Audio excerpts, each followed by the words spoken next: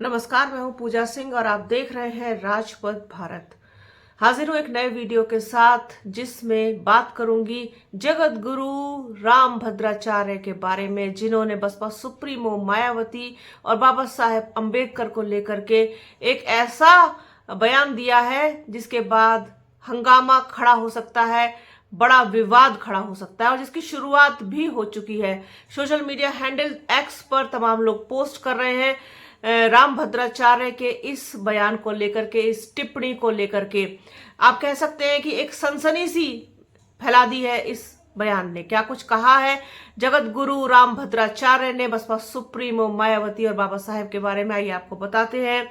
एक रिपोर्ट के हिसाब से पद्म भूषण जो हैं जगत गुरु स्वामी राम भद्राचार्य ने चित्रकूट में भारतीय न्याय संहिता 2023 विषय पर आयोजित विचार गोष्ठी के मौके पर बोलते हुए मनुस्मृति, बाबा साहेब भीमराव अंबेडकर और बसपा सुप्रीमो मायावती पर बड़ा बयान दिया है। कार्यक्रम में विधान परिषद के सभापति कुंवर मानवेंद्र सिंह, कुलपति प्रोफेसर शिशिर कुमार पांडे, प्रमुख सचिव विधान परिषद डॉक्टर राजेश सिंह और तुलसी पीठ के उत्तराधिकारी आचार्य रामचंद्र दास भी मौजूद रहे।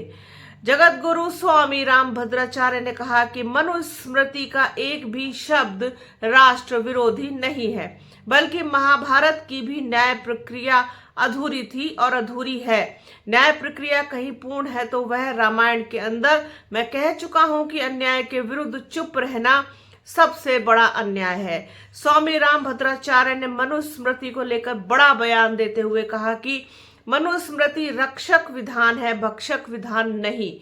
आज लोग मनु को गाली दे रहे हैं। मनु को गाली देने वाली मायावती को बहन बोलने में संकोच हो रहा है, ये कहना है राम भद्राचार्य का, जिनको बसपा सुप्रीमो मायावती को बहन मायावती कहने में या बोलने में संकोच हो रहा है। मनु को गाली देने का प्रारंभ मायावती ने ही शुरू किया था, जिन्हें मनुस्मृति का एक अक्षर का भी ज्ञान नहीं है।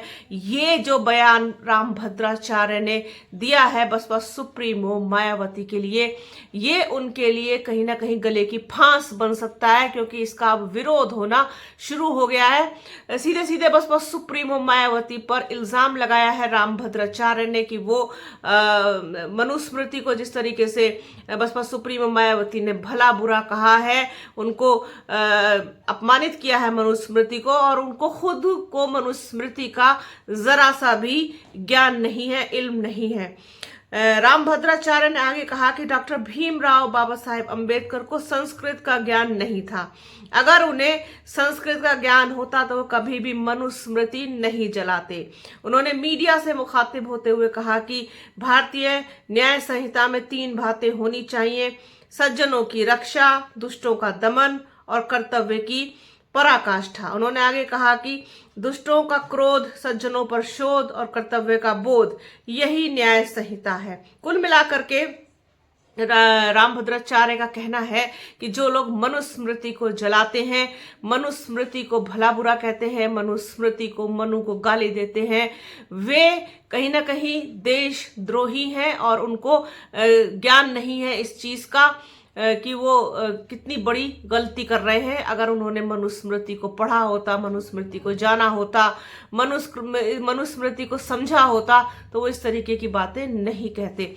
ये जो कुछ भी इसमें मैंने बोला है वीडियो में, वो सारी बातें राम भद्राचार्य द्वारा कही गई हैं और सोशल मीडिया के तमाम प्लेटफॉर्म्स पर मौजूद हैं। आप जाकर के पढ़ सकते हैं, सुन सकते हैं, देख सकते हैं, बिल्कुल सार्वजनिक है।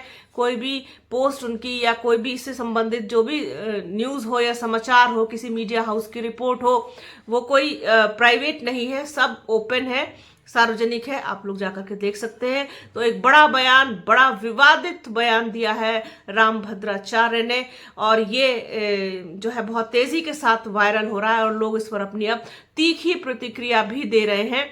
जो लोग बाबा साहेब को मानने वाले लोग हैं, जो लोग बसपा सुप्रीमो मायावती के समर्थक हैं, फॉलोवर्स हैं, उनको ये बात जो है नागवार गुजर रही है कि जिस तरीके से रामभद्राचार्य ने बसपा सुप्रीमो मायावती पर आरोप लगाया है, साथ ही साथ बाबा साहेब पर भी एक बड़ा आरोप लगाया है कि उनको संस्कृत का ज्ञान नहीं था, इसलिए वो मनुस्मृति चलाते थे। खैर, पूरी जो बात है वो कहीं ना कहीं अपने अपने मॉरल वैल्यूज से जुड़ी हुई है, मानने या ना मानने जैसे चीजों को लेकर के जुड़ी हुई है। तो इस पर हम अपनी तरफ से कोई प्रतिक्रिया नहीं दे सकते, लेकिन जो प्रतिक्रियाएं आ रही हैं वो और प्लस जो रामभद्राचार्य ने कहा है वो आप लोगों तक पहुंचाना जरूरी था। इस पर बात करनी जरूरी थी, इस पर चर्चा करनी जरूरी थी। आगे इस पर और डिटेल में बात करेंगे किसी एक्सपर्ट के साथ या एक्सपर्ट के अनुसार। तो तब तक के लिए आप लोग इस वीडियो को देखिए और हमारे चैनल के साथ बने रहिए। हमारे चैनल को लाइक कीजिए, शेयर कीजिए, सब्सक्राइब कीजिए, बेल आइकन घंटी जैसी आकृति जरूर दबाइएगा जिससे कि आने वाले वीडियो का नोटिफिकेशन आपको मिल सके। वीडियो को प्लीज पूरा देखिएगा, ज्यादा से ज्यादा शेयर कीजिएगा। अपना और अपनों का बहुत ख्याल रखिए। जल्द मिलूंगी आपसे एक नए वीडियो में, एक नए मुद्दे के साथ, एक नई चर्चा में। तब तक के लिए जय हिंद।